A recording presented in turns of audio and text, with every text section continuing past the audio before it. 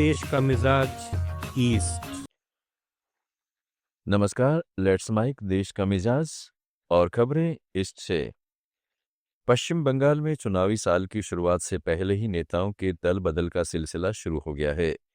आज भाजपा के टिकट पर विधानसभा चुनाव में किस्मत आजमा चुकी बंगाली अभिनेत्री पर्णो मित्रा ने पार्टी छोड़ दी। उन्होंने भाजपा छोड़कर सूबे की सत्ताधारी तृणमूल कांग्रेस का दामन थाम लिया है। टीएमसी ज्वाइन करने के बाद पर्णो ने अपने भाजपा में शामिल होने के फैसले को गलत बताया और कहा अब उन गलतियों को सुधारने का समय है। उन्होंने कहा 6 साल पहले मैंने भाजपा ज्वाइन की थी, लेकिन वहां चीजें ठीक नहीं थी। पर्णो मित्रा पश्चिम बंगाल में टीवी का लोकप्रिय चेहरा है। पश्चिम बंगाल में ही सिलीगुड़ी और उसके आसपास के इलाकों में बांग्लादेशी पर्यटकों को लेकर अहम फैसला सामने आया है। Greater Siliguri hoteliers welfare association ने बांग्लादेशी नागरिकों के अस्थायी रूप से होटल में ठहरने पर रोक लगा दी है। एसोसिएशन की ओर से जारी विज्ञप्ति में कहा गया है कि पड़ोसी देश बांग्लादेश में चल रही राजनीतिक उथल-पुथल और हाल के कुछ घटनाक्रमों के कारण भारत बांग्लादेश संबंधों में तनाव देखा गया है। विज्ञप्ति में भारतीय ध्वज के अपमान और कुछ बांग्लादेशी नागरिकों द्वारा दिए गए उकसाऊ बयानों का भी जिक्र है। एसोसिएशन ने कहा है कि संवेदनशील माहौल में यह कदम मेहमानों और होटल कर्मचारियों की सुरक्षा के उद्देश्य से उठाया गया है। बिहार की सियासत में करीब 2 दशकों तक सत्ता और विपक्ष की धुरी रहा पूर्व मुख्यमंत्री राबड़ी देवी का 10 सर्कुलर रोड बंगला खाली होने लगा है। राबड़ी देवी को राज्य सरकार द्वारा नोटिस जारी होने के बाद वहां से सामान शिफ्ट किया जाने लगा।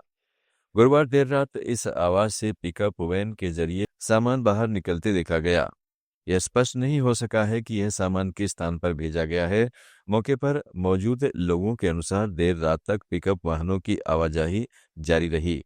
2006 से 10 सर्कुलर आवास में रह रहे लालू परिवार के लिए सरकार ने हार्डिंग रोड पर नया आवास आवंटित किया है। इधर बिहार के पूर्व मंत्री और लालू प्रसाद के बड़े लाल तेज प्रताप यादव ने अपनी जान को खतरा बताया है। उन्होंने अपनी पार्टी जेजेडी से निकाले गए राष्ट्रीय प्रवक्ता संतोष रेणु यादव पर जान से मारने की धमकी देने का आरोप लगाते हुए उनके खिलाफ पटना थाने में शिकायत की है। साथ ही गृह मंत्री सम्राट चौधरी को पत्र लिखकर सुरक्षा मांगी है। लेट्स माइक देश का मिजाज ईस्ट।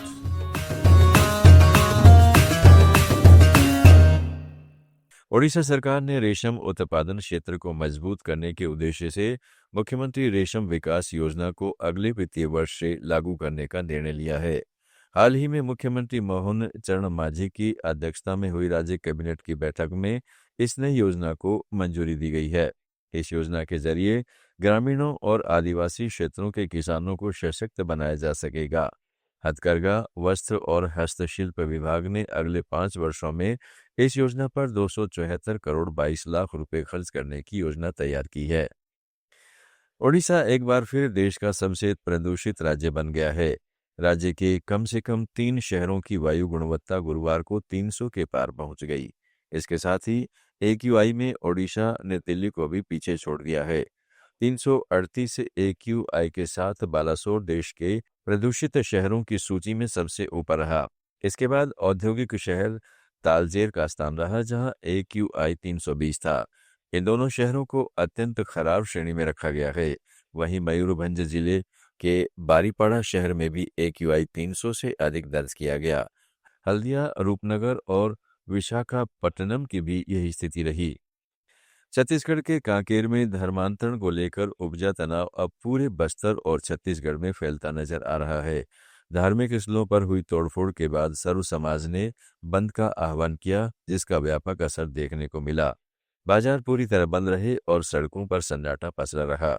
स्थानीय लोगों और नेताओं का आरोप है कि अन्य धार्मिक समूह अब हिंदू परिवारों के किचन तक घुसकर प्रलोभन दे रहे हैं। वहीं धर्मांतरित हो चुके लोगों का पक्ष है कि उन तक कभी सरकारी योजनाएं पहुंचती ही नहीं।